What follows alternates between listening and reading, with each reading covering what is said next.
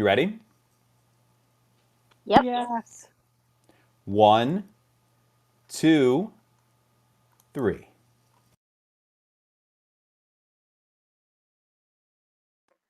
I thought the preamble was going to last a little bit longer. And I was in the kitchen making a bowl of ice It's a cream. shorter preamble. Still not there yet. Yeah. We've got a few things that we need to. And I'm like, oh no, he said, is everybody ready? And I'm like, I'm not ready yet. And I'm not anywhere near my tablet.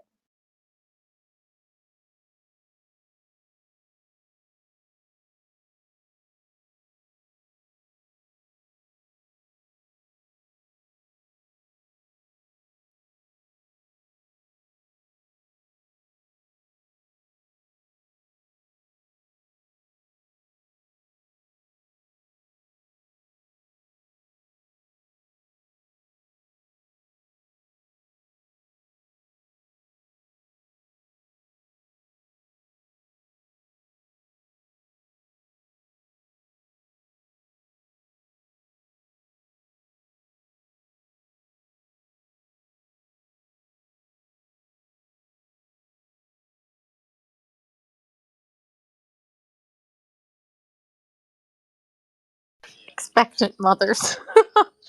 It's horrible.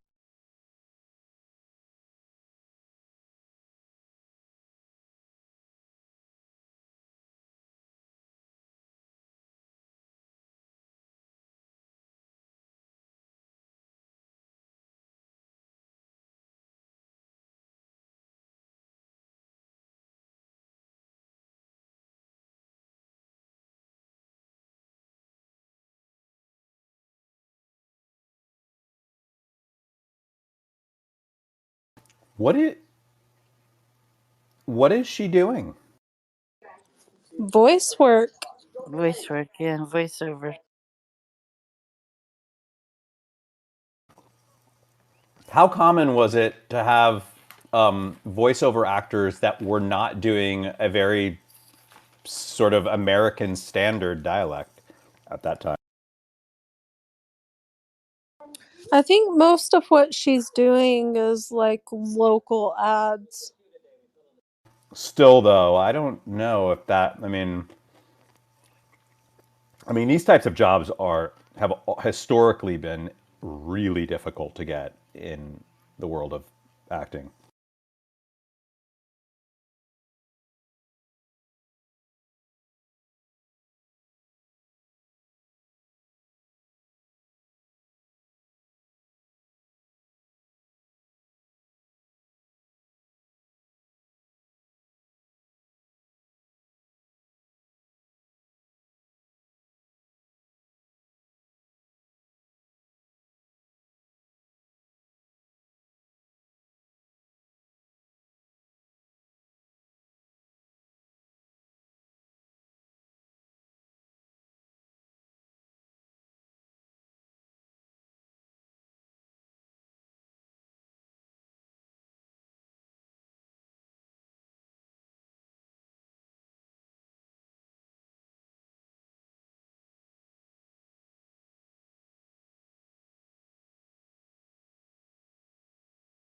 It's nice to be back in New York.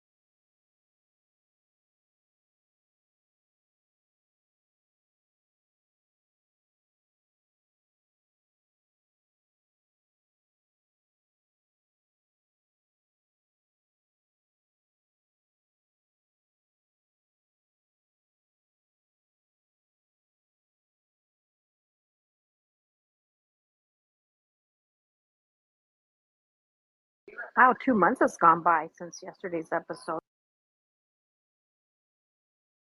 I think she means like 2 months. Oh, never mind. I thought it was like she was saying that how long they had been.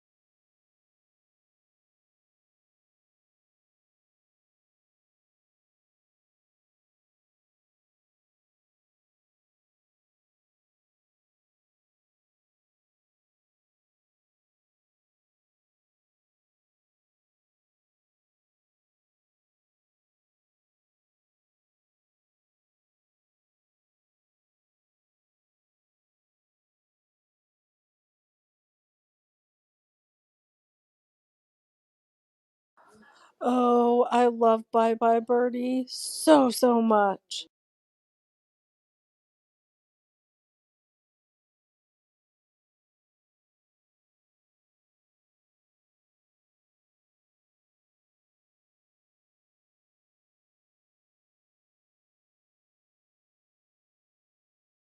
Oh my goodness.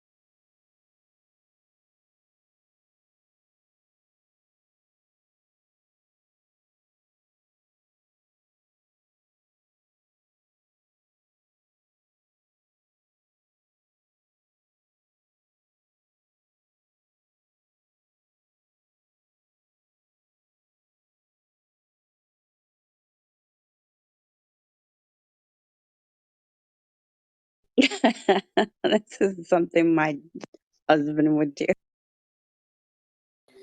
Well, my mother-in-law kind of did this.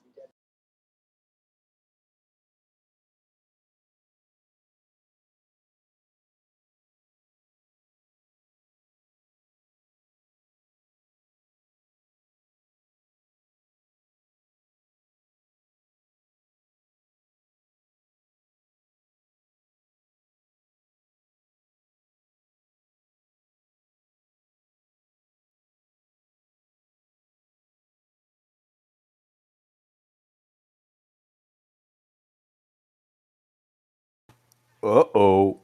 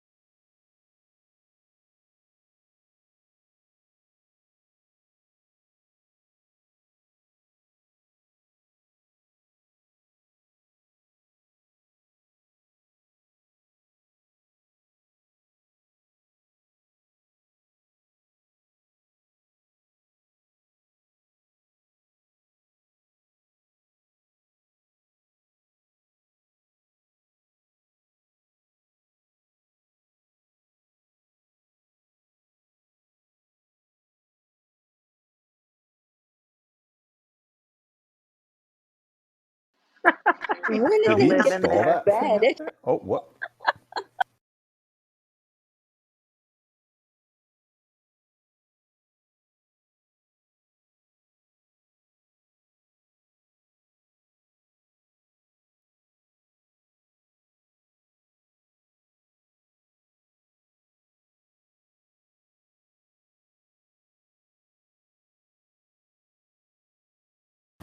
Oh my goodness.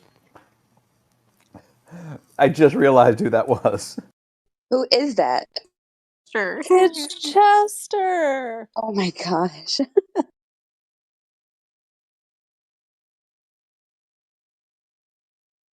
From the Catskills? Yeah. Yes. Crisscross. So creepy. How did he track her down?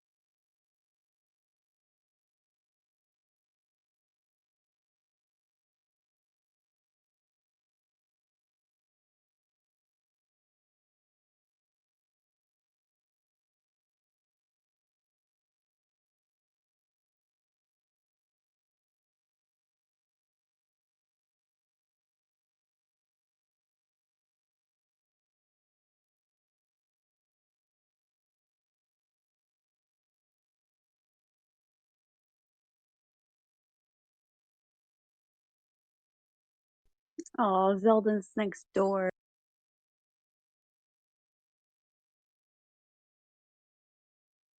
This storyline needs to get a little.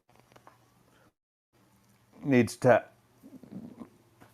I don't know. This is just living there with the.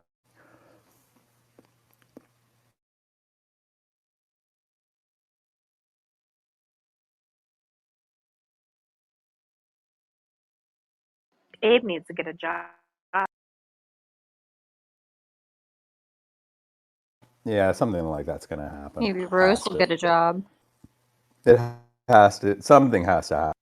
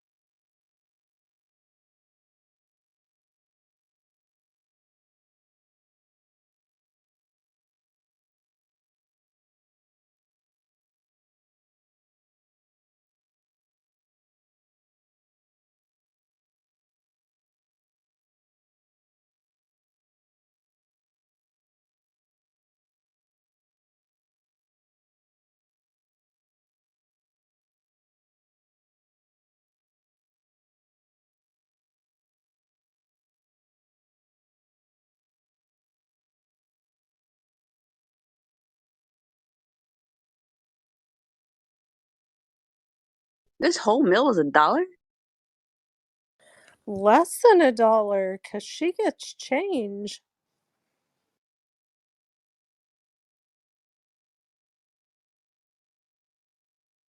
That doesn't strike me as weird.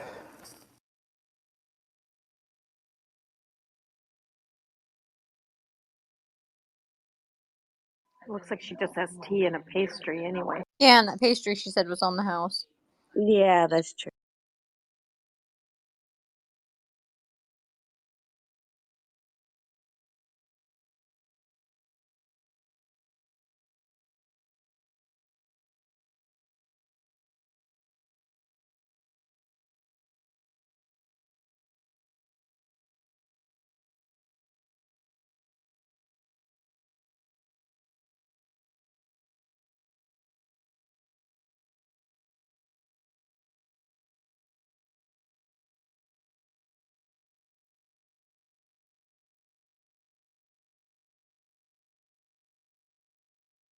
Shira. Oh my gosh, is she gonna become a matchmaker? Hey, that's a good business. That's an interesting business.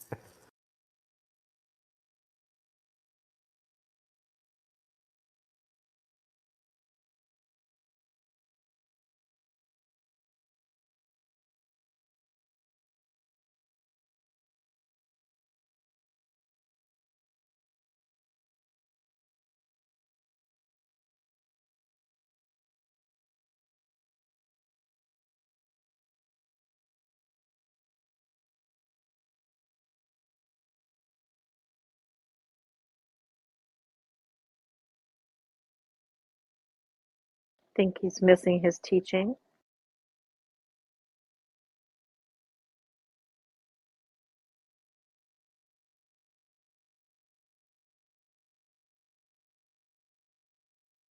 Aw, poor Abe.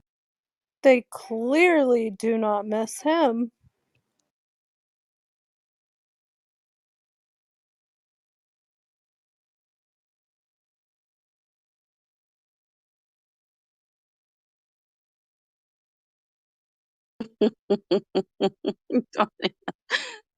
Chase.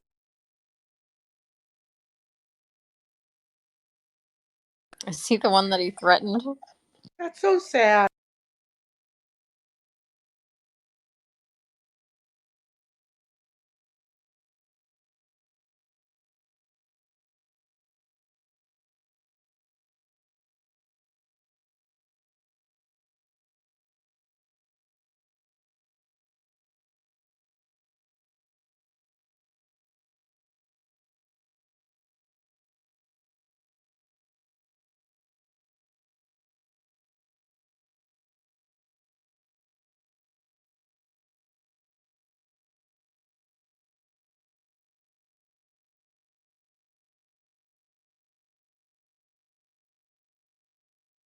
Did he lock the door?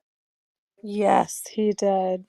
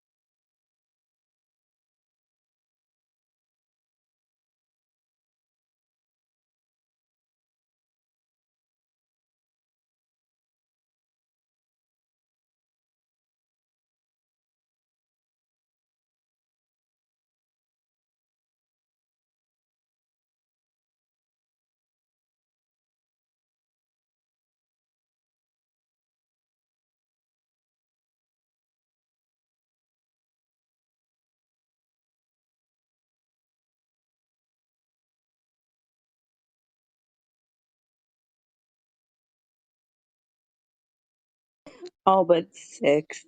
Shady.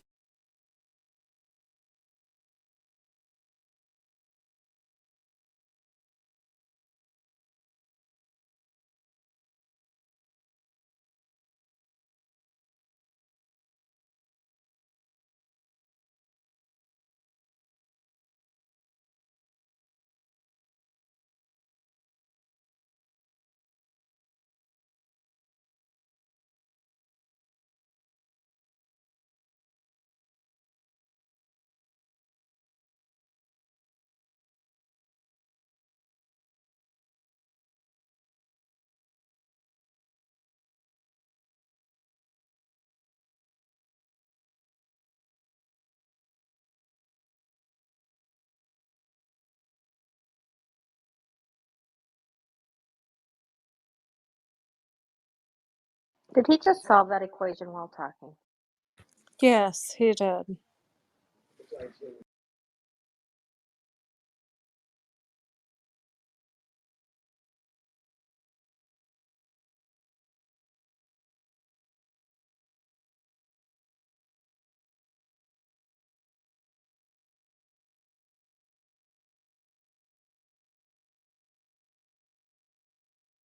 Giving a little farewell.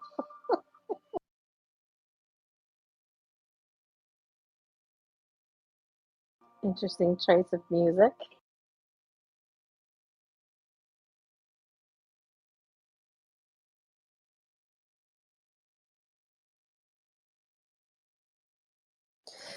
Ew, they use Karo syrup for pancake syrup? Ew. Too plain. Yeah, ew. My grandma used to use it to bake. It was not tasty. You have to have it for like pecan pie. Yes, it's necessary for pecan pie. They used to use it in when the early baby formula that it was in. There was like that and what is it? Dry powdered milk and weird. Works for special K bars too. Makes them chew.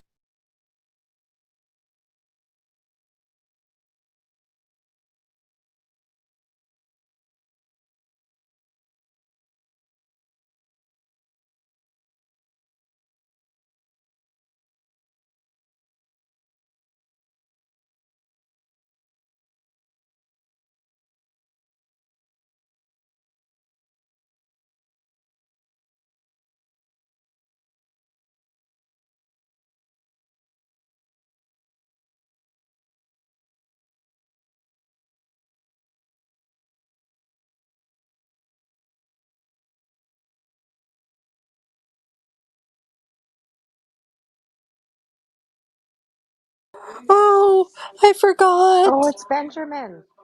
I'm so happy. I did too. I did not remember he was back at all. I didn't That think was funny. I actually was gonna say I was wondering if he was even going to be in this season.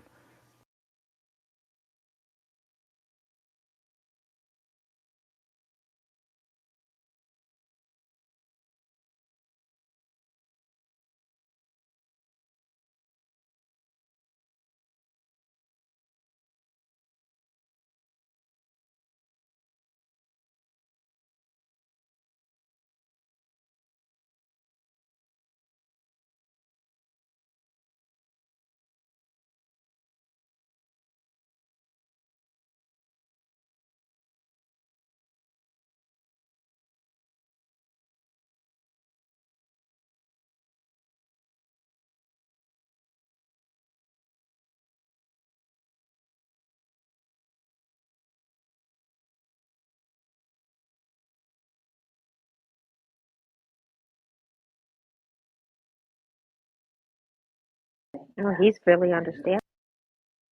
he is.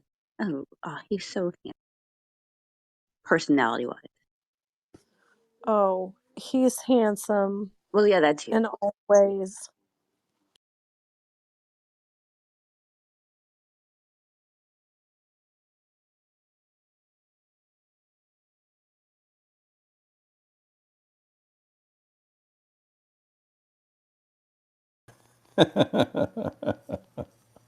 That was funny.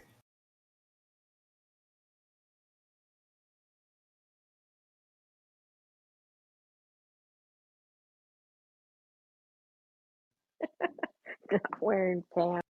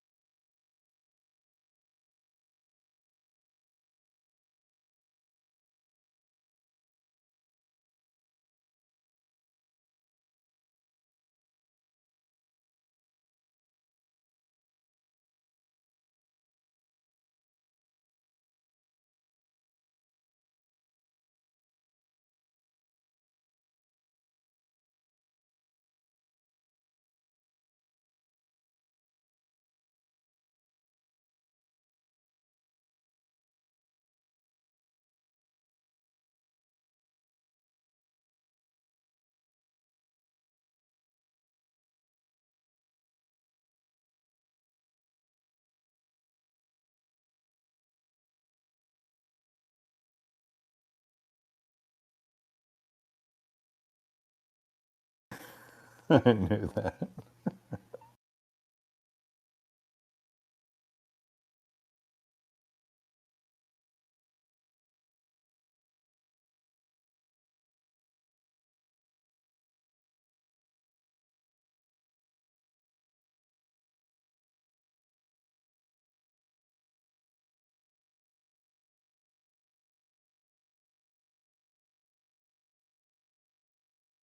That sounds a little bit like George.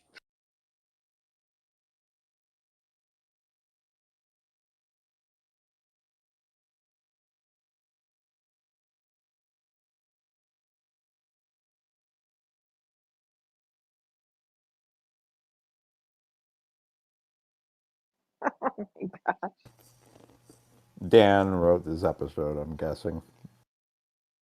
I can't believe 3 people are staying in this little tiny apartment. I love his apron. I can't believe one person lives in that apartment. It's so tiny.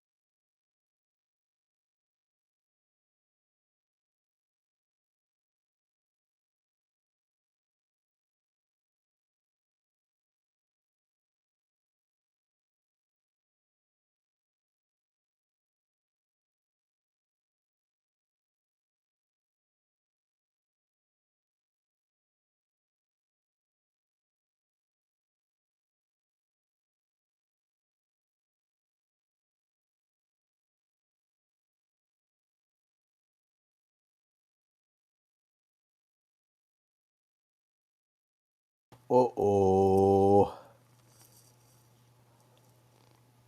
When did she I mean, I know she started gambling. Yeah, I mean, we were having this conversation before. In Vegas. She's got a gambling problem now. That's not good as Midge's manager is like, And And holding the all of one his who's money. actually got the money, like who's actually handling the God. money. Ooh.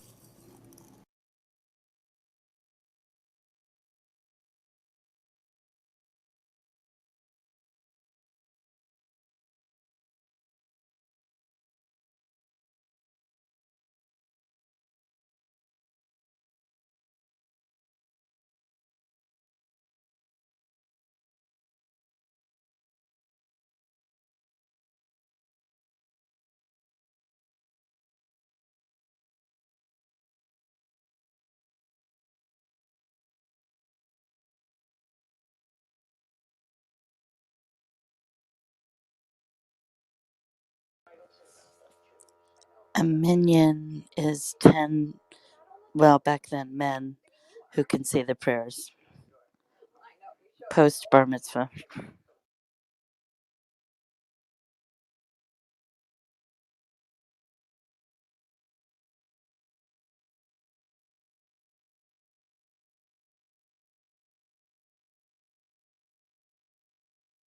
Man, she talks fast.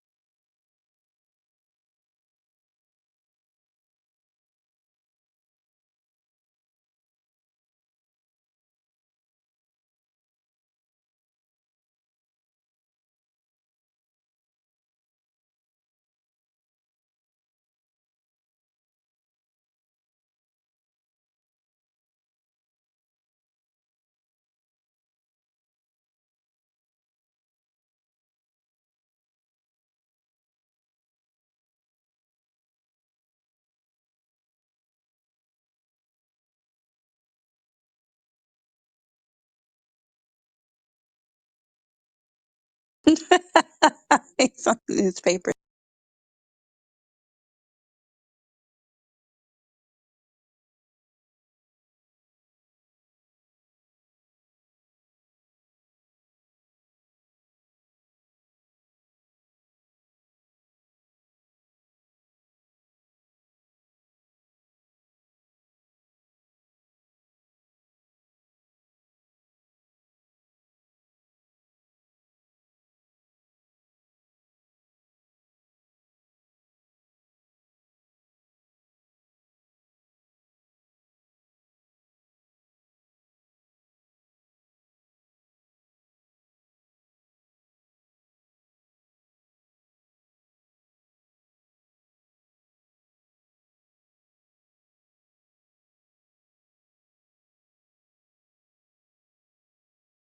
I was like like saying it in my head, like I was like Heimchris. I was trying to see if there was some sort of play on words there, but no.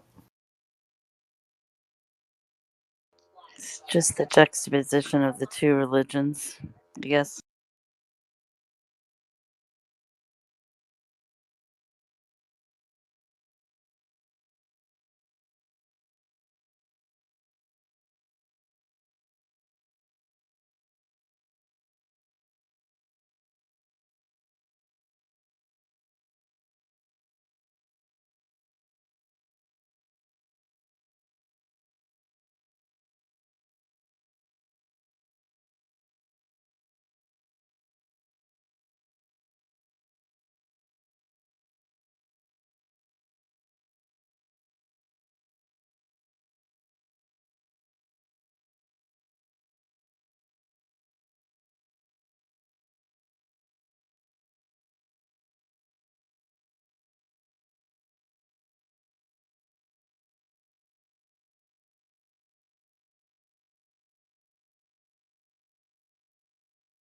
Ooh, that's good advice.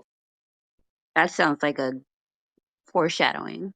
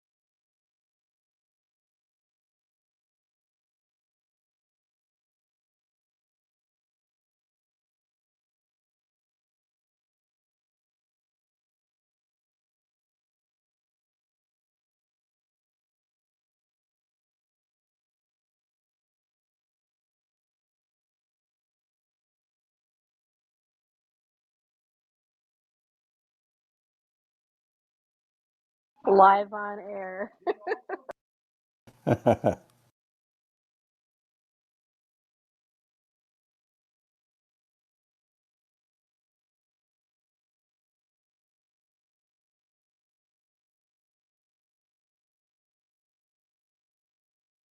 Oh my goodness.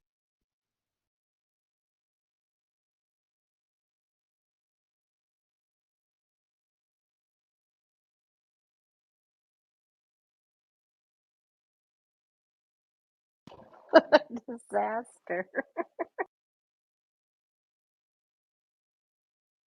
Well-financed minorities. Wow.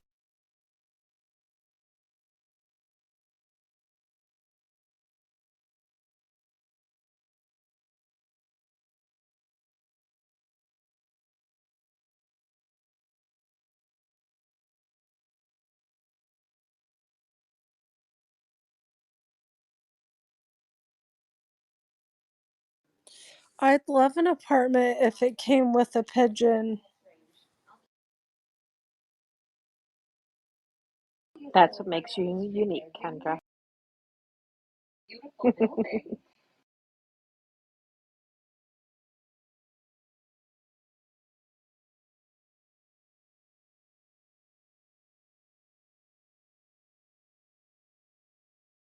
You could train the pigeon to like be a carrier pigeon.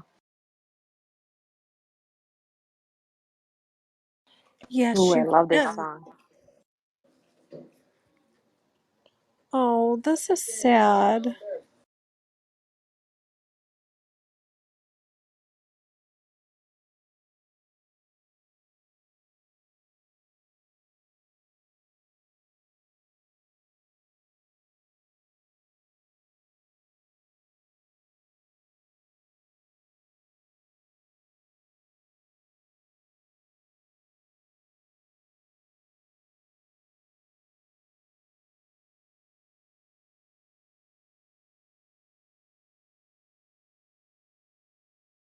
Just the one time.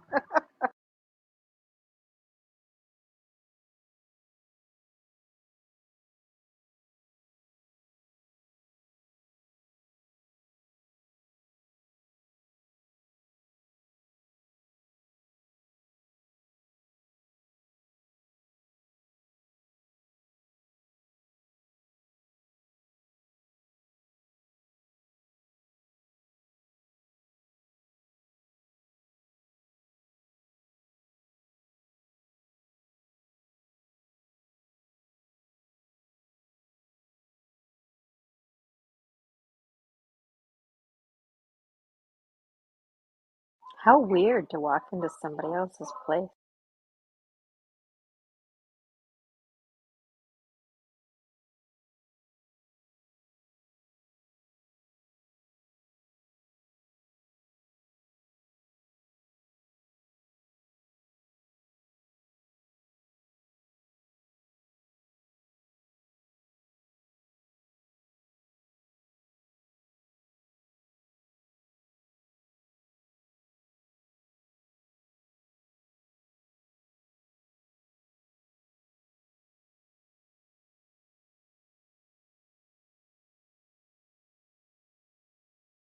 It's okay.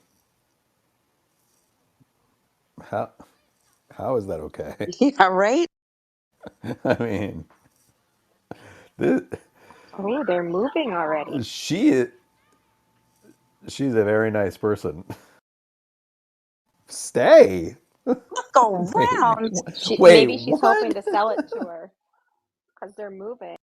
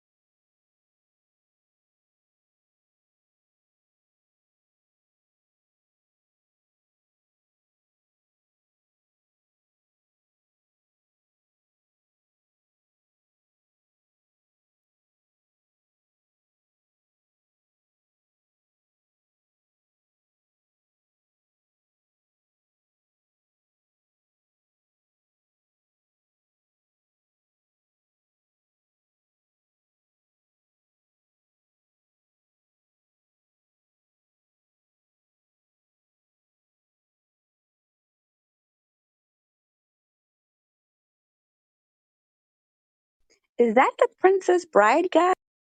It is. Yeah, it's Carrie Elwes.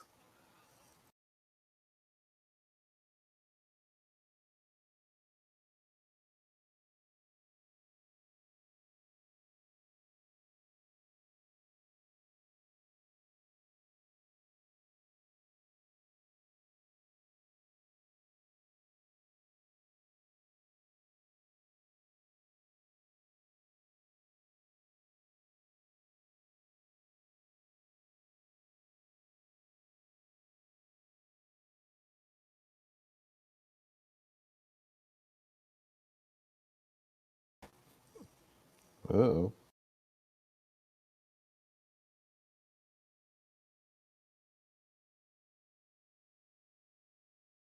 It tasted fine.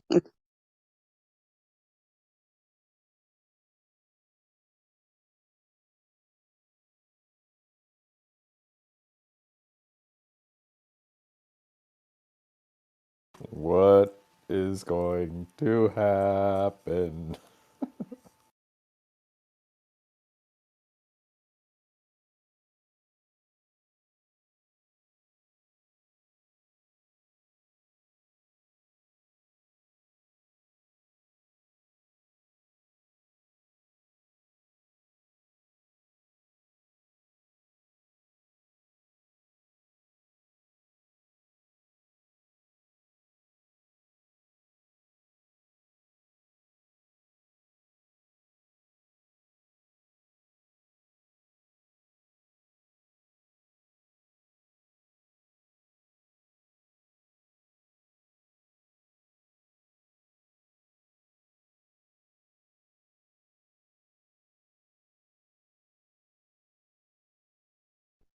What is happening?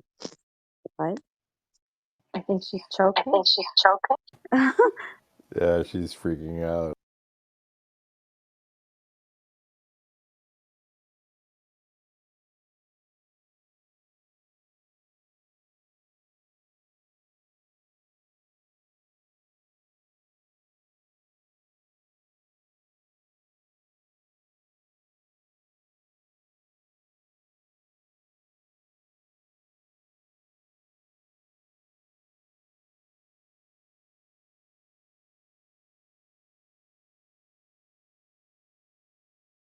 Oh no. Oh no, put that on your plate. Yeah, she's turning into her character, her other character.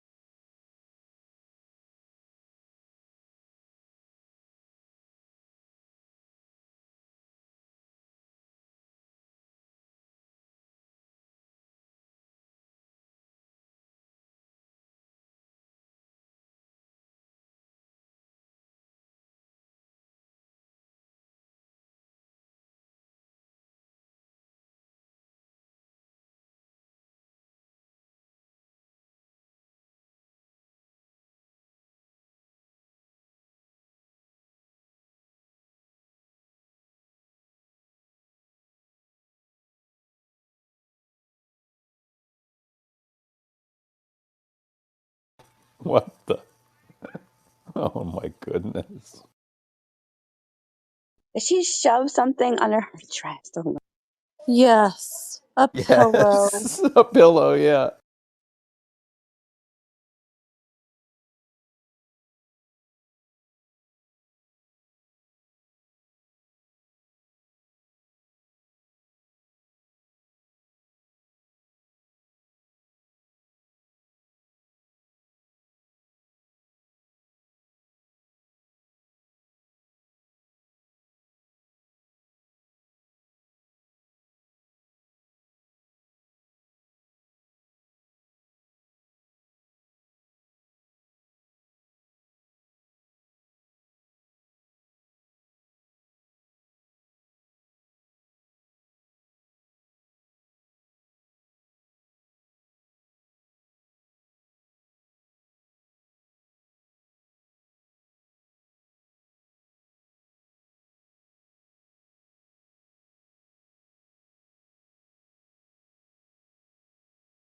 We know this happened because Susie said Macbeth at the theater when she went to the Oh, that island. is a good theory. I like that. Like, what other? This was just a disaster.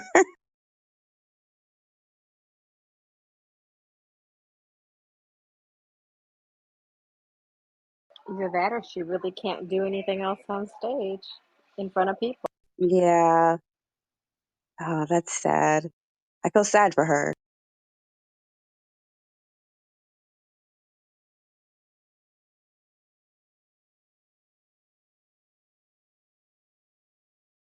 And look at her running from Susie.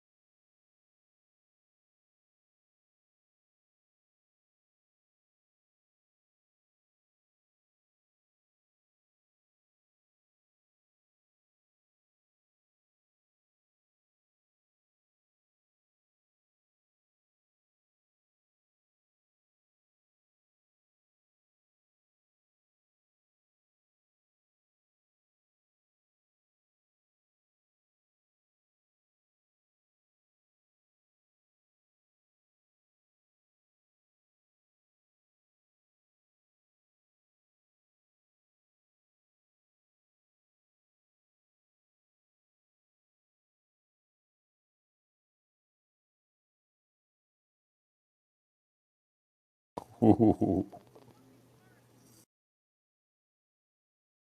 Let's just send the birds loose.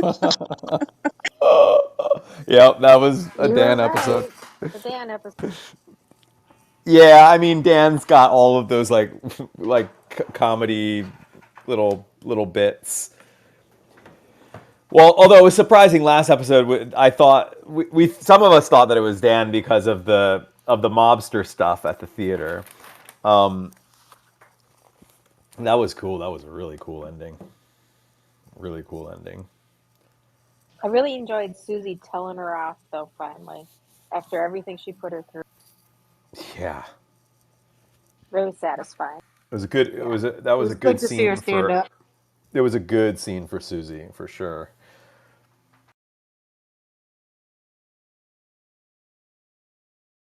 I mean, I think that Susie's probably Susie's probably my favorite character in the show. Yeah, mine too. I think, I mean, How can you yeah. not like Susie though? I mean, Oh no, I mean, no, but for I mean, sure. she is one of the best. I'm just saying that, like, I think that she might just easily take the best, like for me, the most, just awesome. She's just got it all, you know. She's likable and she's super. She's got all of this like really these interesting ambitions, and she's got there's all this great conflict with the character, and she's funny and It honest, could and almost be the marvelous Miss Maisel and Susie for the title. The way that they do the shows lately. yeah. That was, I mean, aside from the fact that it was very strange that she just walked into into that apartment. I mean, unless I missed something that would have made that any more Nah, the normal. I door was mean, just open and she went in. yeah, the It door was was open kind of and she weird. just like walked into it. Yeah, that was just very strange. Yeah, for some Well, reason, I was thinking she was going to walk in, it was going to be I empty. Yeah, I mean, the elevator got like they just let her up knowing that the apartment's occupied. Did they know think she was gonna just knock on the door or like they're doorman? You're not supposed to let people up who don't yeah, I live. mean that the whole thing was very very weird. I sort of this is one of those things. That was definitely one of those moments that I just sort of have to accept as like, okay, it's fiction, I guess, because it didn't seem real. But I understand why I understand why they put it in there, why they needed that. I mean, this is like, you certainly feel like this season more than any other is like a big stress point for Midge in regards to everything that she's sort of turning her back on, or she's walked away from. And so that was sort of powerful. but didn't it Not a, feel like they were setting it up for her to go back somehow? I mean, those people are Yeah, you kind of moving. got this. Yeah, I kind of got this sense that like I kind of got the sense that she's like, I'm going to buy this apartment. That was sort of the take I got. Like, I'm going to be big, and I'm getting us this apartment back. Like that's going to be my next mission. That's how I interpreted it. Well, and Moisha was offering to put up money for them to find a place to live, so maybe she'll take him up on that instead, or something. It just, Yeah. but maybe back in the early '60s, doormen let people go up and see in old apartments or something. But it was probably the weirdest part of that episode for me too, and the fact that that woman was arguing with her kids and comes out and is like, "Oh, it's fine that you're in my living Yeah, room. that was Stay, that look was the part. around." She was like so nice, Like, I was like, wow, this person is like very very nice. And then she's like, shut up in there. I was like, okay, that doesn't make any sense. So, John, now you've learned that if you ever go back to LA, you can just go back to your old house and walk in and look around. Definitely not. I wish that I could do that for my old apartment. I was in that apartment for 16 years, and I loved that place so much, and was like in tears when I walked out of it and it was empty. And I wish that I could just walk into that place. I mean, that I could do a full Maisel on whoever is living there right now. It was like similar to the place that she went into. It was also like, like from the 20s, and it was like a really nice, like cool little Los Angeles bungalow, if you know what those look like. So yeah, but no, I don't believe that actually happens in real life. that people do that. I think That's people something that might you'll see knock in on the a movies. door, maybe. I And that, knocked and Maybe. was I let into the house I grew up in. I went back really. and I could see something like, yeah, I guess you could. Like, if somebody they came to let you. me in. Like I just told them who I was, and they took my word at it, and I went in and they had renovated it, and I told them this was where like this happened, and this is where this happened, and I, but I, I could see like, somebody like, like my mom or I could see like going back to their childhood home and wanting to look around. Maybe I could do it to my like childhood home, and it would be maybe kind of charming to the person who lived there because of my age. But I don't know. I would never do it. It was I also yeah. it's weird. I It just, I I mean, I it's think it's just, weird. I don't know. I think I do think it's a little weird. If somebody showed up at my door and was like, "I lived here," I don't know. I haven't really, aside from that apartment that I was in, which was just awesome, and I will remember it for the rest of my life. Like, just it was an important place in my life for a very long time, and it was a very unique place in that you could see that it had kind of transformed since the 20s, but still had its same bones. Like, there was this weird back door that had the back door to the bungalow had the actual number of the house on it, whereas like the front door didn't. And then the back door had like, this like little little patio area that had two clear like concrete things where a car would drive in, so you could see like, oh, this actually used to, I think, used to be where you would drive in and you would actually walk in, and like maybe the milkman would come to the door over here or something, like just weird things about the house. If somebody knocked on my door at that place and was like, really clearly looked like they had lived there in like the 60s or the 50s or something like that, I would have definitely been like, come on in. Can you please tell me about this place? Like, just yeah, I tell just, me, like, what was under the stairs here? Like, this is a weird little area under here. Like, what did you guys have something? Like this apartment had, we were talking about it last time. Diana mentioned this apartment had those push button light switches, oh, the where ceramic like, ones. yeah, the ceramic Ooh, light my switches, first and you, house had those. Did it still have like knob and tube wiring? yeah, yeah, yeah. Yeah, It ours was did like a too. really old school, like it had the like the fuses that they had in Maisel, where you have to screw them in. And yeah, it was a very cool place. Well, just to be clear, what I think is weird is that she just walked in unannounced. I could see where people want to go back and visit their old homes and stuff like that, but to just walk in unannounced to somebody's open door and stand in their The living room weirdest part, no, is the what I weirdest find part. weird. Well, the Yeah. weirdest part though of the scene was the lady was like, stay as long as you'd like. Stay, just no, no, stay. Shut up in there. That was the weirdest part. I'm kind of disappointed we didn't get much Joel. I was Yeah, kind there of wasn't hoping to much. Yeah, there see a wasn't little really. resolution, Yeah, there wasn't really a lot of Joel in this episode. There was a little bit with him and Archie. but no And like, May. And obviously we, yeah, two obviously we know months. that now Archie and Imogene are not together, like, where they're separated, and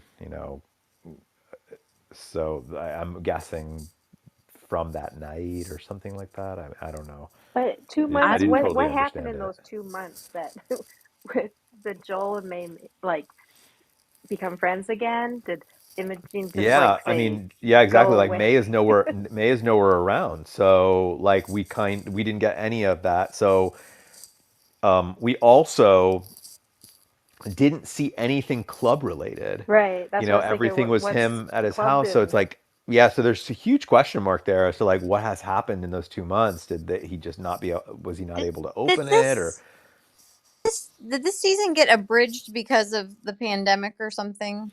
Is that No. no? Last season was 10 episodes. This season Well, was 8 I episodes. just The wondered first because season was 8. it seems like they skip so much or something. Like it just seems like there's an episode missing or something in between there. Yeah, I Maybe they're started just like, expecting to see more of Benjamin after we saw him, but he just got that one scene. I hope he comes back again before the end of the season, because if this is the only scene we get with him, like I'm going to be a little yeah, Why? Because disappointed that when they would finally seem a show. like little Benjamin. strange. He's perfectly okay with just Because like what happened. you Yeah, like the Benjamin character. yeah. I mean, Yeah, I liked him, but like, yeah, I really did like him. I did, but He's it just was so weird that. good. He's just so perfect, like Yeah, I mean, she wasn't ever going to marry him, yeah. but like, I, it just seemed weird that we would get this one scene from the after this 7 episodes, and then that's it. yeah. That's all. oh, Rose just I wasn't apologizing expecting for him. to get anything, and at the most I actually thought that it would be a scene like the one that we got, just not with Rose. I thought it would be some sort of like just passing on the street scene between him and Yeah, Midge, but I expected that in like a season or two. Like this one was oh, just odd. yeah. I could have seen it happening. Like I said, I thought either he's not going to be in this season at all, or we're going to get him for like a brief moment at some point. So we did get him for a brief moment here, but like I like that character, and I kind of like the idea of her being with like a guy like that. But it just my thing about the character is that he's just so Ordinary. Perfect. it's not that he's so ordinary. He's got an interesting life. He's just too good. He's just too perfect. It makes sense that the big conflict would be that, he just doesn't, work for that he doesn't work for Midge. That despite how great he is, that he doesn't work for Midge. Because if he did, I just don't know where you take that. Like I just don't know where that goes. And so I don't know. The fact that he just doesn't seem to have a great deal of flaws is the part about that character that I can't Do really. you think he would be too accommodating to her that she would get bored or something? Yeah, I don't know. Probably I mean, he's very that different than Joel. story. Like what story is there? Oh, Like, you cut out a little bit there, John. oh, sorry. Wait, hold on. Sorry, hold on. Actually, you know what? I have to plug my phone in. I'm about to. I cannot. I can't keep this phone charged anymore. It's dead by the end, like before the end of the day. No, it's just more that like I can't really like. There's just like I can't really imagine a story there for him, because I think there would he's be very just little that she would be able to use in her act with him because he's not Joel. that she would be able to use in her. Oh, right, like meaning like there's just not a lot there to There wouldn't be anything to make. make fun of. Yeah, to make fun of. Yeah, I guess that's what I mean. It's just too. He's just too good. He's just too good. He's just too perfect. He's funny. He's charming. He's nice. He's like he's just like all these. He's just all super handsome. He's just got all of these traits that make him like a really great person, like to want in your life in the real world. But for this story, it feels like really like his most useful, like the most important role he plays is to show us that Midge just can't, like that her urge for fame and for stardom and for success um in comedy means that she is sort of giving up those kind of like those things that are just like that are kind of the storybook life. Yeah, it was like when she first started comedy, she was sort of thrust into it, and like it sort of was like I don't know, it wasn't so much of a choice. Like now she was presented with the most perfect, you know, quote unquote, partner or whatever, and now her stand up is a choice. I don't know if that's like basically you're saying, but you know what I mean? Like it's now clearly a choice. Yeah. Um, I like that character of Benjamin, but I don't need him more than like the occasional like one scene here and there throughout the rest of this. A, Oh, And you don't need I a him definitely, dash of Benjamin. yeah, a dash of Benjamin here and there. I definitely, I I I don't really I can't really see that him being like an important part of her journey. Maybe Rose is going to set him up and because she feels guilty about what happened. Maybe that's why they brought him back. With Rose in the scene, I mean. Do you think that she's going to become a matchmaker? I mean, first of all, is that a profession? Oh yeah, for sure. Well, sure, yeah. It's definitely a profession. It's a People do it. off. Yes. They make money. Yeah. Heck yeah. If they're Wait, any tell me about good, this. I don't Yeah, I they know. need to make go to I one don't. now. bank. Wait, I don't know.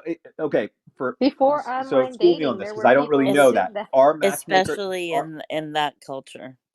Yeah, so There, before online matchmakers? dating, there was that I don't know. thing. I couldn't there's make a a People, bad really choice cute if I could movie. use a rose. So wait, hold on. There's So can I just ask a quick question? So matchmakers at that time, not just they're not just people who take on a certain role within that culture. You're saying it's an actual paid profession? Yes. yep. Oh yeah. Yes. Whoa. It's like online Especially dating before online dating, kind of. Yeah, like yeah, people especially would go within and talk to them and like tell them what they're looking for, and they'd find somebody who's looking for yeah, them. or parents Oh looking my for to goodness. fix their they kids still up. are. Like Isn't there Okay. a lady it's called like still the celebrity matchmaker or No, I something, mean or I the knew that. $1 million No, I mean of matchmakers? course. I mean, of course, I knew that because, of course, there are a lot of cultures that still do arranged marriages, and still today, and certainly back then. What I just didn't realize is that I love that analogy that it's like before Match.com. Like that's what you had. I didn't realize that it was a profession. I thought that it was just there were people within a culture that are kind of like I'm good at this. This is what I provide to my culture as I'm a matchmaker. But I didn't realize that it was like, oh no, you got to pay me. So that oh yeah. sounds like that sounds like what they're setting up here for Rose, right? Yeah, and it's very much a woman dominated field. Men don't do that. Like it's very much for, women who are good at that and make really good money and they, have their own lives and are independent because that's their profession to marry people's kids off. It's yeah, it's big Still to Yeah. this day, big. still. Yeah. What? Yeah. Yeah, there's Like that. Isn't say there a you're a rich show about a bachelor. woman who's like called Millionaire Matchmaker or Yeah. something? Is It's it? like Oh my Yes. god. say Yeah, you're or I just don't know if a I it's don't rich same. know that. bachelor guy and you want to find a wife, you can go Does it? hire somebody I who will find people with the criteria you're looking for and does try it? to Is match it you up. weird? Is it weird that I just don't know this? Like that I No, It's was not probably aware. endearing that you don't know this. Is it weird? It's. I mean, There's a No. really I don't think cute. it's weird. There's a really cute Janine Garofalo movie called The Matchmaker. Takes place in Ireland, I believe, but it's super cute and it has nothing to do with like so it's that like guy being paid. But it's more of a cultural thing, like you're saying. But that's a like they have a big so festival or so something. basically like matchmakers feel the same way about Match.com as like taxi drivers feel about Uber. Yeah, pretty Probably. much. Probably, right? Yeah, because it's a very and it's very like I don't want to say common because I don't really know, but from what I've seen and heard people talking about, is very much used by more affluent people. Parents who want to help their kid marry well so the business stays in good hands, or men who are busy and don't have time to date around. They want to find a wife. Like it's still really Wow. Yep. You just managed to do it on your own, John. Matchmaker, make me a match. I just found an Find me a article. fine, catch me a catch. I just found an article that stated in the late 50s, early 60s, there was this famous matchmaker that didn't require payment unless her matches ended in marriage. oh wow. Whoa. It's sort of like the Yeah. the lawyer that we don't get paid unless you get paid. Yeah. Right. Wow. Like, That's confidence. That's confidence.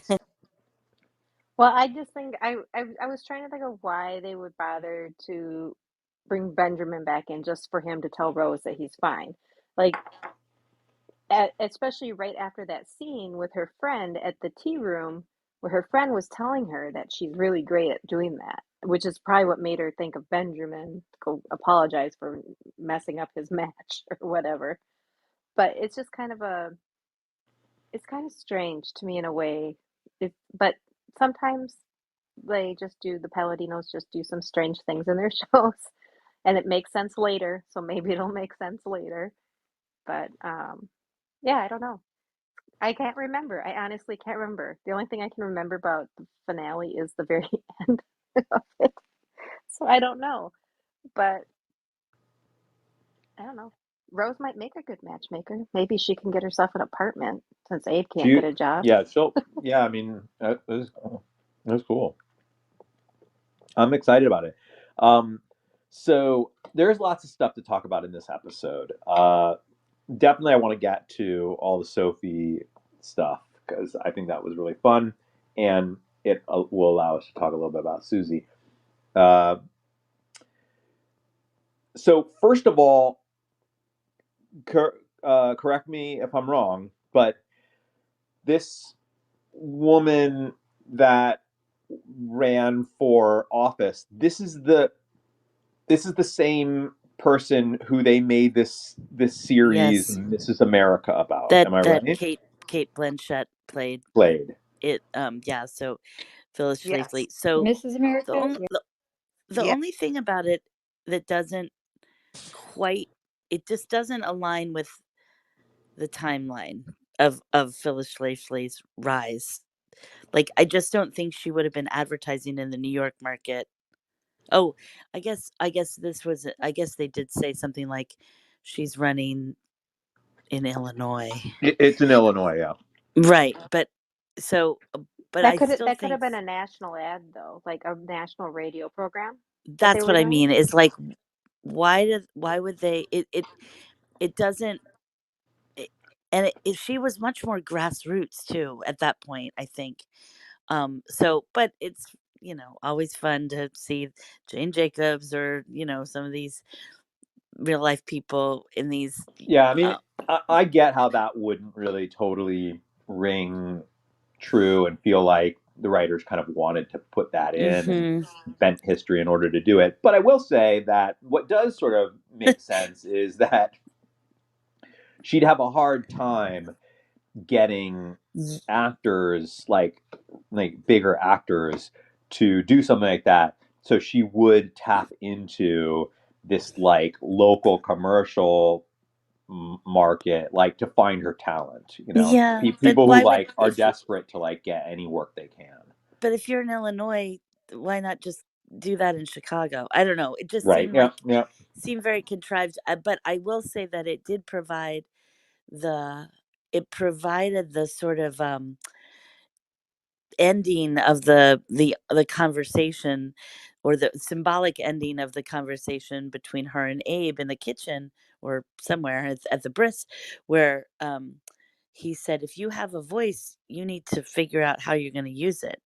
And he was saying that in the context of Phyllis Schlafly and the promotion that she was going to do for her. But I think it really, it I really liked Midge's face.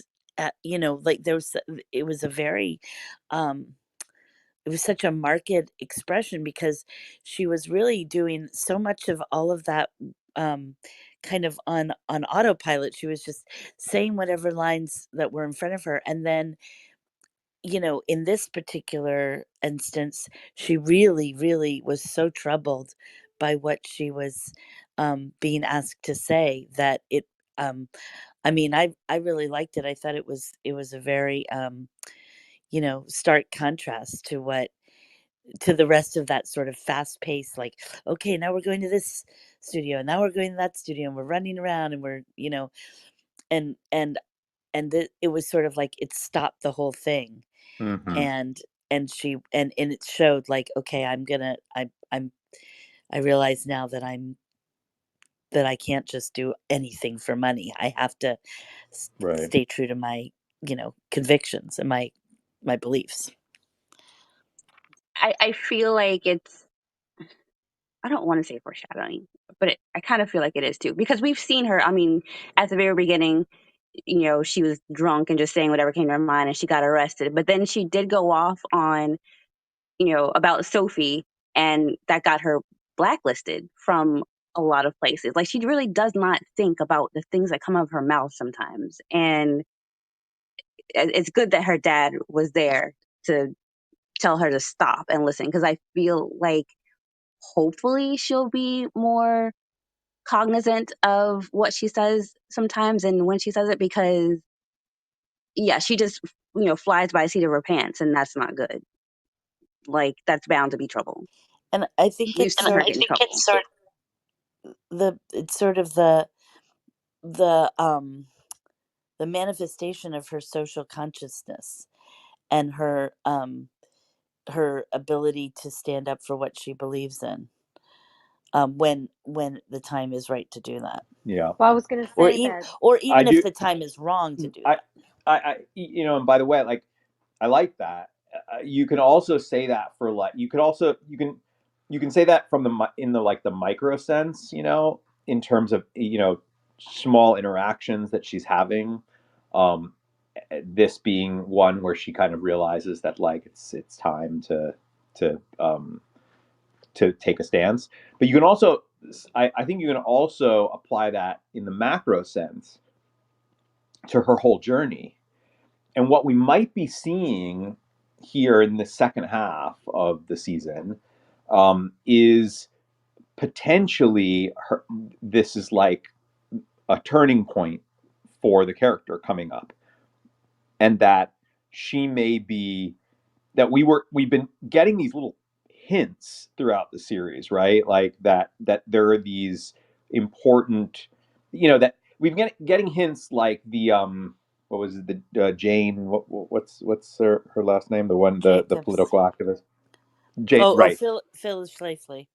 Well, her also, Jacobs, but we've been getting, like, hints, and then they've been interspersed with, like, I want to be the biggest star ever, and I want to hit the copa, and, like, these, like, big lofty goals that are just all about selfishness and wanting to, just your own celebrity, and proving to the world and whatnot.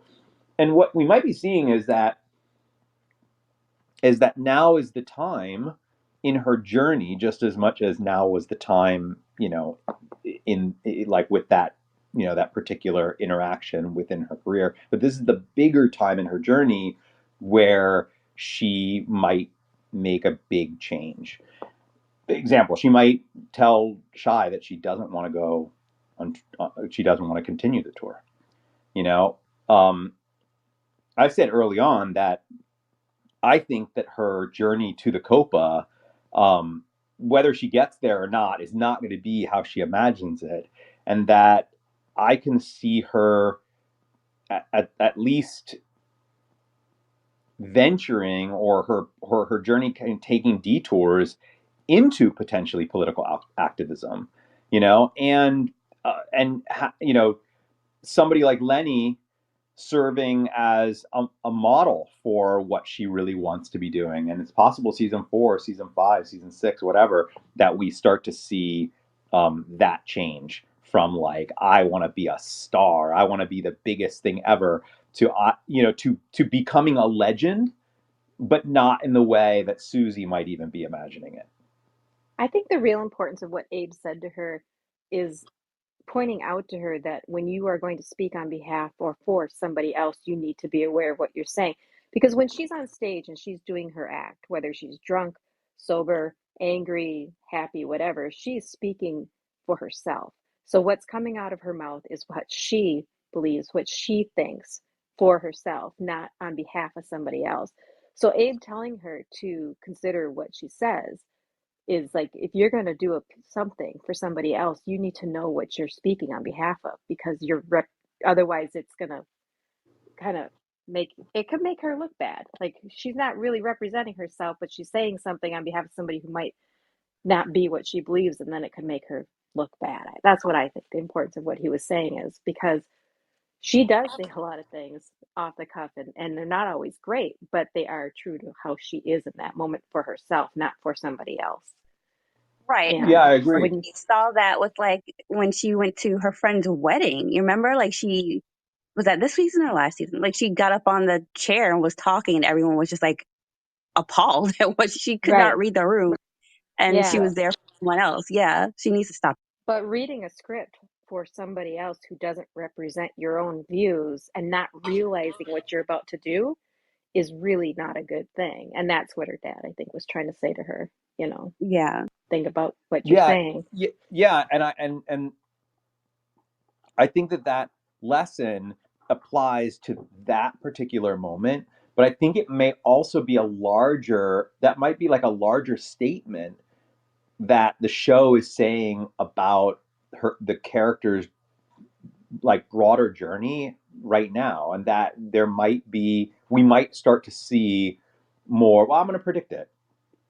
I think that we're going to start to see more of this like political stuff, like start to weave itself into Midge's life, and she's going to have to make a decision whether or not she really wants to follow that journey to become the biggest comedian ever, or if she wants to stay true to her beliefs, the way that Lenny did. Right? Lenny found fame, but like a certain kind of fame.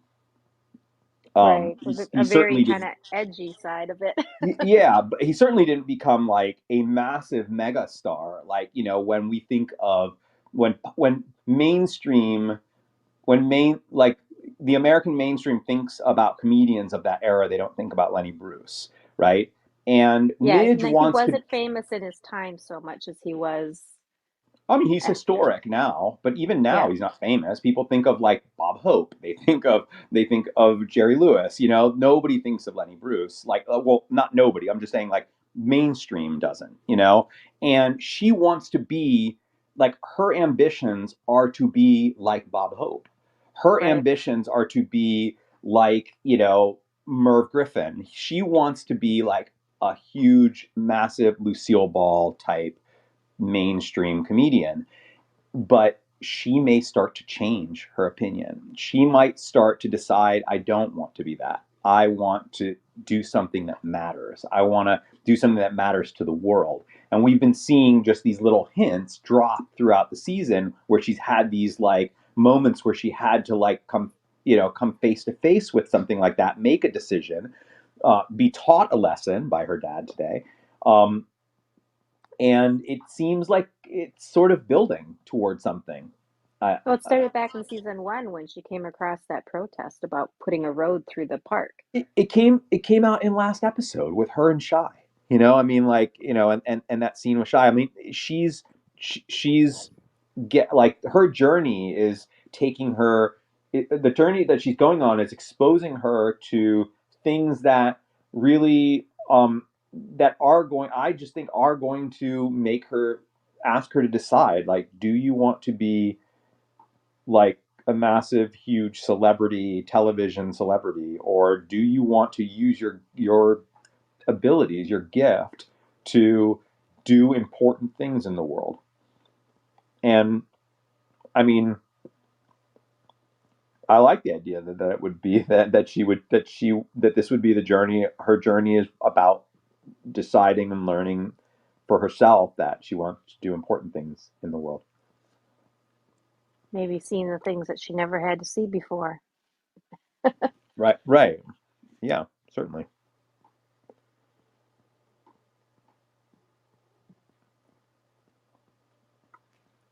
I think I mean, Susie that helps political her. stuff's not going to stop. I mean, we're going to see more of it.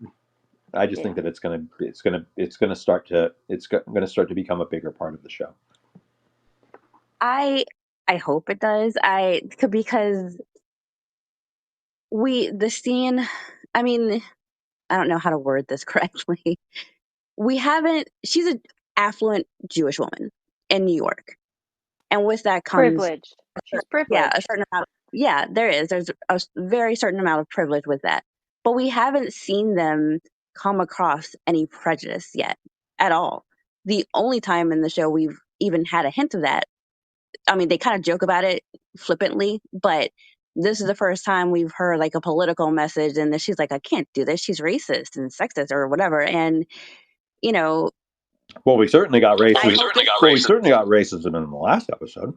well, But yeah, which, against but against I'm saying just for, Midge's yeah, just for Maisel, for Midge, like we haven't seen them really talk about that from their perspective at all. They It's talk because they about, run Oh, in right. their world, Hunter. It's because they kind of run in their own circle, in their own community. yeah, but even when you So, run your own circles in your own community, that's still something that you come across in day to day living and you have to talk about. but I Like think that's it's why we haven't seen it in the show, though, because they're only showing us that part of that's her my point world. is that we aren't seeing that, and Right. that would be a day to day thing that would be discussed Yeah. like at least once a week in the family as people who live in the United States in New York as Jewish people, I presume. But like we haven't seen that. Yeah. So I'm hoping that this one scene with, this all kind of off political message and, it's offensive. I do hope that this does come back in some way and that they do start to talk about more and explore the fact that she is a Jewish woman living in, and this is, at the time of Kennedy, like civil rights is starting to come up. So I hope that it does get talked about more and this isn't just a one off, thing. Could definitely be interesting if they're willing to tackle that in season 4. Yeah, and politics, specifically pertaining to women, I mean, the 60s was a huge decade for women politically. Yeah, well, and So, she did do that little set with where she talked about the suffragettes and all that kind of stuff, but it was just like yes, all in jokes, like she can't do that because then she'd have to do this or that. But does she really I think that? think it's inevitable that, at least politics wise, and the women's movement will come into it at some point. We're a few years out from the height of that movement, like when it really like took off was 63, 64, I believe. But Yeah, and this is 1960, right? It was filmed 60, 60. yeah. So we're still a few years away politically for all those political issues. Yeah, I don't think that the show has enough seasons unless they do a big time jump to get us to like the really tumultuous political stuff, like which would be in like the second half of the 60s. Right. Yeah, But I yeah. would love to see that. I would love it if the show got that far. I would love to see how she handles it. Like, Yeah. that would be telling I of, could see them jumping ahead. I could see an episode like or a season like season 4, season 5 like end in like the early 60s, and then the next season we jump ahead and I don't know, we learn that like somebody passed away in that time, like that would be interesting for sure. I can't imagine that they wouldn't. I can't imagine that they aren't thinking like it would be cool to see where she gets to where she is in the late 60s. How many more seasons are like approved, or did they get approved for to keep going? I don't really know. I'm sure that Amazon would probably let them have as many seasons as they wanted, but if I had to guess, I can't imagine that they would want to go over 8 seasons because that would be that would just be really long. Um, I mean, I think that Amy will definitely get to do what she hasn't really gotten to do with any of her shows yet, which is she'll get to end it the way she wants to end it. and I don't imagine that she would take that and and just I would imagine that she's already in her mind kind of set like where she wants this to end, and so I can't imagine that number being like I've got the perfect story, I know exactly where it's going to end. I need 12 seasons to do it. And Like she knows the final four words are thank you and good night. maybe, no, I doubt that. But if it was 8 seasons long, then that would get the series to 1967.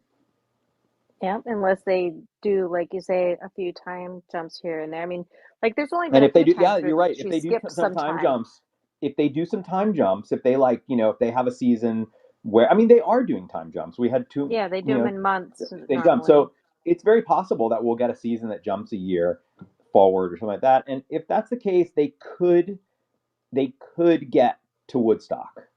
They could. Well, realistically, Um, between 3 and 4 could jump quite a bit, especially if the kids are uh-huh. still in it, because there was a huge gap between season That's 3 right. and season Yeah. The due to COVID. pandemic, they might have That thought was more they might have thought because of the COVID, but pandemic, let's actually jump time a little bit because actors have gotten old, like the children have gotten older and all of that. So that's totally possible. Yeah, the more I think about it, the more I'm thinking it's absolutely feasible for them to, in just like 8 seasons, seven maybe even, they could get to 1969. the only thing with that theory, though, is I think that it was already written before the pandemic. Right, right, but then that but what I mean is that they might be Edit able to jump ahead. They might be able to justify jumping ahead in like a subsequent season. possibly. I mean, I think it was I think it was already written prior. I mean, obviously they've written. I don't know how far out they write, but like I said, 3 came out right before the pandemic, and they were Yeah. probably already thinking about 4. Yeah. I mean, they would have been rewriting on set, I'm sure. Whether they would have rewritten time periods, but also they're being very there are definitely aspects to time that they're not sticking to perfectly. We've already identified a lot of anachronistic stuff in the series. So, um, well, I don't know, but I hope that they can get to the 1969. I mean, they should be fairly soon. They should be getting to Kennedy and all of the dark stuff that happened there in the early 60s. And the Cuban Missile Crisis. Yeah, I mean they've got to. In the Vietnam Um, War. yeah, I Nancy, think are you so. listening to trivia there? What? Your TV. The correct. Oh, Well, I'm gonna right. I'm gonna actually head out. Thank you everyone for joining us. I will. You didn't want to comment on Sophie or anything further. You said Oh, right, that's earlier. right. We had I more mean, to you talk don't about with have to. Sophie. You can save it. I just want to check before you. Well, um,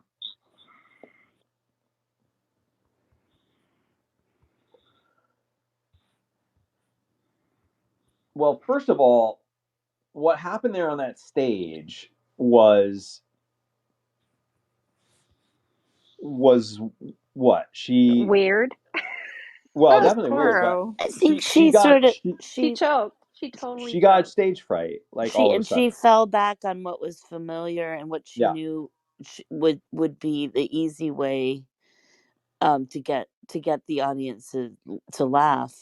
she knew. Yeah, exactly. She basically she her cowardice was that she can't she needs that constant praise and approval, and she'll get it however she can, which by the way, that's the reason she was in that career. That's what got her to become Sophie from Queens, and she said it, she was like, I wanted to be an actor, and this paid the bills, and this got her fame. So she already told us early in the story that, like, when it comes down to it, the she doesn't have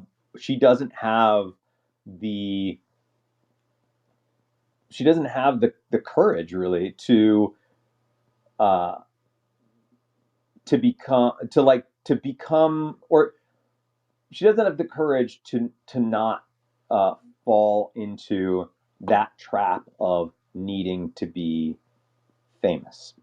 And that, I think, speaks to the point that we were making earlier about Midge and her courage, right? Like, she's obviously, like, painted as the opposite of what Sophie is. So by that standard, we should then assume that Midge would not be the type to just, like, accept stardom and all of the, like, comfort that comes with it. That Midge would be courageous, and we see a little bit of her doing that in this episode. But I think that that's speaking to a larger trait of the character, and more that we'll see from the character. But I don't think it was super surprising. And I do think that Sophie, as a character, uh, served to show us that like how fame and sort of selling out for money and approval and whatnot is just so alluring. Yeah, I feel like Lenny and Sophie are opposite sides of Oh the yeah, for business. sure, Yeah, for sure. I mean, Midge is somewhere in the middle. I can almost imagine the writers being like, we need the opposite of Lenny. What would be the opposite of Lenny? Mm-hmm. And we've got to do, and everything that we do for Lenny, we've got to show the opposite of that with this character, you know? Yeah, but it's all Susie's fault. She said Macbeth backstage when she was trying to recruit. It's all her fault. So just so you know, that superstition is not necessarily invalid in the digital space, Hunter. All I heard was that superstition and then Wait, the what? digital space. We are on a stage right now. Oh We man. are on a digital. We are on a digital Hunter, stage you're here. not supposed to say the name of the Scottish play. We're not acting though. So do you think that the reason Sophie chokes in front of an audience like that is because that audience is not supposed to constantly be laughing and applauding. They're supposed to be watching and absorbing Mm-hmm. what's going on stage. And to her, that made her very uncomfortable. So she freaked out and just started to revert back to her character. And then just it took her over in the end. Or She Well, do you first needed of think? all, instant gratification, and she yeah. Well, wasn't I getting was it, gonna and it say made her. first of all, that was the whole thing, was that, like, Sophie Lennon is a huge celebrity. You're going to fill that house with her fans, right? Yeah. And that's exactly what happened. They were all that house is full of her fans because you could hear them, like, hooting and hollering in there and stuff, right? So that was number one. Her fans expect Sophie from Queens. They don't expect Miss Julie. Um, she came in, and as she began, she started to become insecure and started to realize that those people, those very fans that, like, are always, like, super rowdy at her shows, weren't doing that. And that reminded her that she wasn't getting from those very people the kind of attention that she had been so used to, that validating, like, we love you, you're incredible. So she then needed to give them that, and she couldn't really do it any other way than to just start being Sophie from Queens. And then she turns it around and tries to blame her manager for it when it's what she wanted to do. And I was just very happy to see Susie tell her off in that moment. Made The for a great ending. first time I watched it at the beginning of the play, I thought she was jealous of Gavin and that other actress, like maybe they hooked up. But then by the end, I knew what was really going on. But Yeah, there was that weird I, whispering dialogue. yeah, and when she would refer to the other female actress, she would kind of do it in like a mocking, like jealous way. But by the end, I agree. She just wasn't being validated the way she always is when she is on stage. Yeah, And and the, she the also, non-Sophie fans left. There were some empty seats in the end, and those must have been the ones who were not there to see Sophie, but were there to yeah, actually that's see her. true. Yeah. I mean, in the beginning, I did get this sense that she was trying, and the reason why, that's the thing is that like Susie also called that where she said, "You're a good actor, Sophie. Like you're good. You would have been incredible in this role. I watched you in rehearsal. You're amazing. You just have no courage as a person. The reason why you were amazing in those rehearsals is because you were being watched by critics, by all of these, like, you're not your fans, right? Not the general public. And here you were being watched by the general public and you couldn't stand the idea that you might not be on that pedestal with them. And that's the cowardice that she's sort of referring to in there in that moment. And somebody like Midge, who we've seen bomb over and over again and have to, like, not constantly but enough that we've seen how she has to keep getting back up, licking her wounds, going back on there again. And Sophie doesn't have that ability. She no way. She will not feel inferior. And that is a kind of cowardice. That is a kind of cowardice. It's somebody who just cannot. They're just too afraid of rejection. And Yeah. Sophie wanted this. Like, she was tired of being Sophie from Queens. So Susie busted her butt to get her what she wanted. She wanted to be a serious actress. She went to Yale Drama.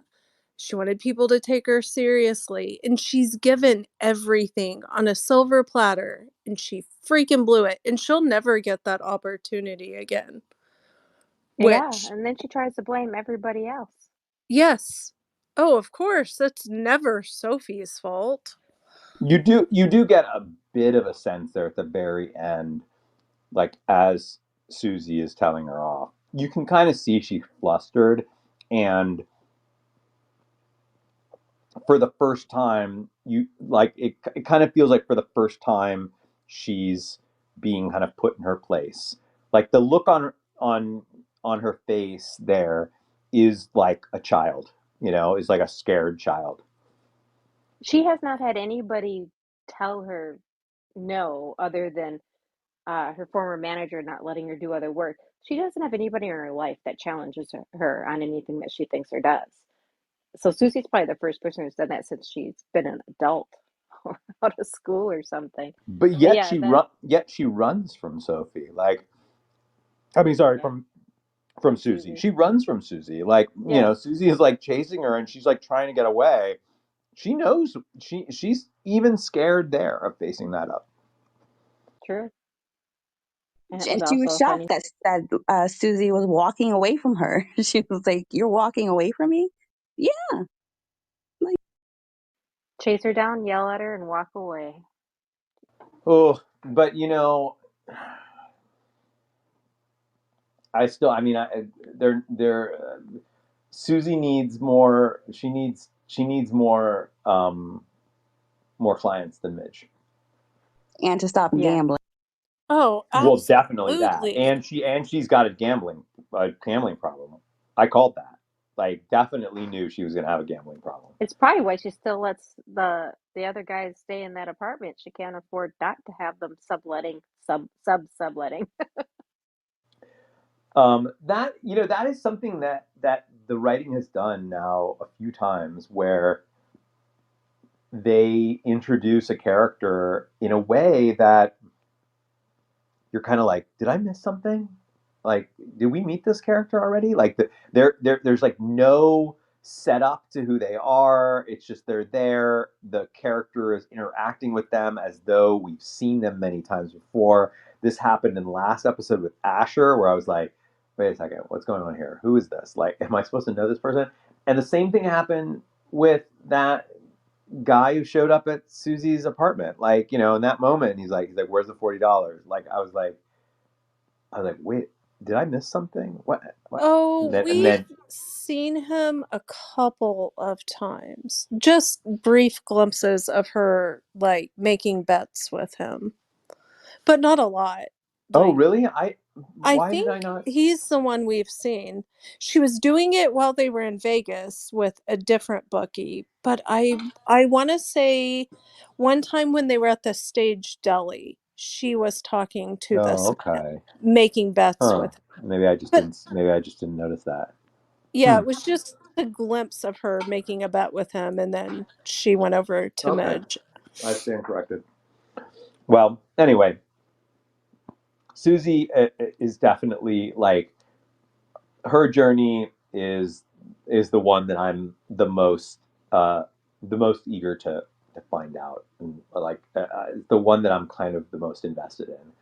I like Midge's journey a lot, and especially if it starts to go into some of these directions that, like, where she has to choose between, do I want to be a Sophie or do I want to be a Lenny? Like, I definitely can get behind a journey like that.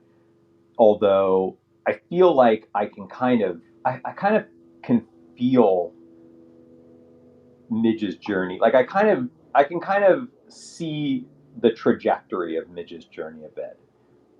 Not to say that I won't be surprised by plenty moving forward, but with Susie, I really don't see the journey. Like, I just don't know what's coming next, and it makes it way more mysterious for me and way more exciting. Maybe that's why I like her so much. I like just trying to just watching and just seeing what happens with Because because early on in this, you just sort of assume, well, she's just, Susie is a product of Midge. Midge's journey is about becoming a famous comedian or a historic, legendary comedian, whatever that specifically means. Of course, that'll be the journey. And Susie is just a product of that. Her journey is tied to Midge's journey, and I don't believe that anymore. It's the other way Like, I around, feel. for Yeah, sure. maybe, but I do feel like Susie has her own very distinct journey, and it feels a bit more mysterious. Like, I don't know exactly what's going to happen with it. Clearly, like, this gambling stuff is going to be a big part of it. I would imagine will be a big part of it, because that's not something that you just shake. Like, if you have an addiction to gambling, like, that's not typically something that you can resolve in a season. You know, so it's exciting. It's a good show. I gotta say, it's a good show. I do not have a memento that I am dropping tonight, but I will be dropping a memento for this particular episode. It will not be a hat. It will be something different. If some of you are wondering if I'm just going to use this episode as an excuse to drop one of my hats, no, I will. I will be scheduling new events within the Maisel world for the rest of my 26 hats. Sorry, 26, or no, 27 hats. Because we've already dropped two. There are 29.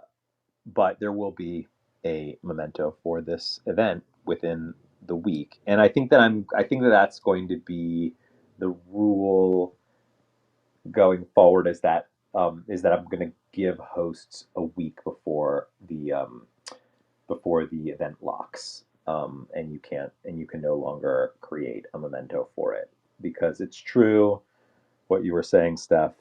You kind of do need the episode sometimes to just be inspired by what you want to create. So, but a week You a mean week is a plenty. full 7 days? Business days. Artists only work during business hours. What? Nobody told me that. All right, everyone. I'm heading out. I will see you Thanks, all John. tomorrow for more. And we are closing in. We are closing in. Tomorrow is our season finale. I'm going to And take it then that this was your second favorite episode because you did not call it your favorite this time. Woo! no, last episode is my favorite episode. And I will probably stop saying that because of how much I loved the last episode. I will probably like that joke's That's going to it's stick kind of for a like the while, joke huh? is kind of like beating a dead horse at this point. Um but I love this episode. I thought it was really good. I'm excited about tomorrow's episode, but I'm especially excited about our season premiere of season 4, which we are all, every single one of us, and especially every single one of us up here Including on Kendra. the couch, will not have seen a single second of that episode. I'm so excited. Yeah. You wanna bet? Oh, come on, I'm Kendra. Just give him Hi, one so girl. episode. excited. Just give him one episode. Um, we are also going to be doing a fun thematic event that day for the premiere, and we are also going to be watching the additional 11-minute primer promo bonus thing that is being dropped or was already dropped, I believe. For season 4, you mean? For season 4. We The not the zero like episode? not the not the trailer for season 4. This other 11-minute thing, which definitely no one on this couch has watched already. Definitely not. It's a musical. It's a musical. Certainly Kendra has not watched it. Is that a trailer? No, it's a musical. It's some sort of a musical, 11-minute musical of all of the oh great. Kendra didn't know about it until I mentioned it, and now she's going to watch I it. didn't, and now I'm going to find it. Thank you, Thank John. you so much, John. When What a are we great, you're such watching a great that? host. You're We're gonna letting us watch it know right about things. before. We're gonna watch it right before, and we're also going to be doing an event that has to do with cocktails. So start looking up some really great cocktails for yourself. Get your cameras ready, and dig into those old hat boxes that you have in your closet and find that special hat. Get your cameras ready. Are you ready? Can you feel Maisel 4? I'm very excited for season 4 now, especially after revisiting all these other ones. So, yes, I'm ready. I've been And ready Kendra, since. you aren't really gonna watch it, are you? Are you really? You're not gonna watch it, are you? The You have to little pay or not to, 11-minute like I'm doing thing, for Buffy. I can't find it, so. All right. Well, don't tell her where it is, and maybe she won't watch it. All right. She'll. I kind of want to find it too. Oh, What is Nancy. happening? Et tu, Nancy. It's anarchy. Oh, Thanks for horrible. hosting All in right. your time of busy life that you have going on. Yeah. And it was a Yeah, it was great. Night, everyone. good night. Good Nah, night. Night. Good night, Jen. Good night, John.